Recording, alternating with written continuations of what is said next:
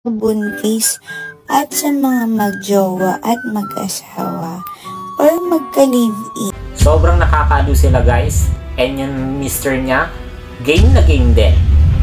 Pero yung ganitong klaseng content, pwede ba sa public? Or pwede na lang i-private? Yung ganitong eksena nga na buntis nga si Mrs. and gusto niyang ipaahit yung kifi niya sa mister niya. Pagpapaahit ka lang, pero naka-video? For the views lang nga ba? Or gusto lang talaga nalang ipakita yung mga daily vlogs nila?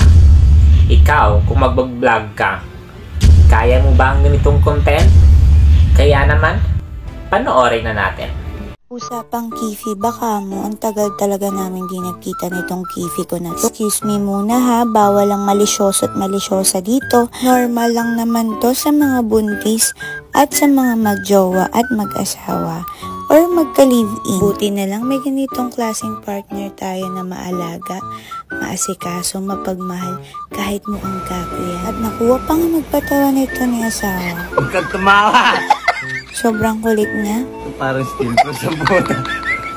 Tumutunog-tunog yung blade eh. Diba? Paano kami matatapos niyan?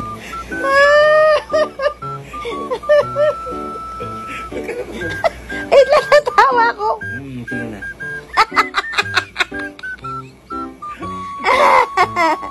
Teka lang. At hindi na nga siya natakot na masugatan niya ako sa pagpapatawa niya. Putang. Dalihan mo, sa gwatig na no? Sorry. Huh? Ay. At ganyan talaga yan kakulit at kalambing. At itong after nito, nag-open na kami ng gamit ni baby.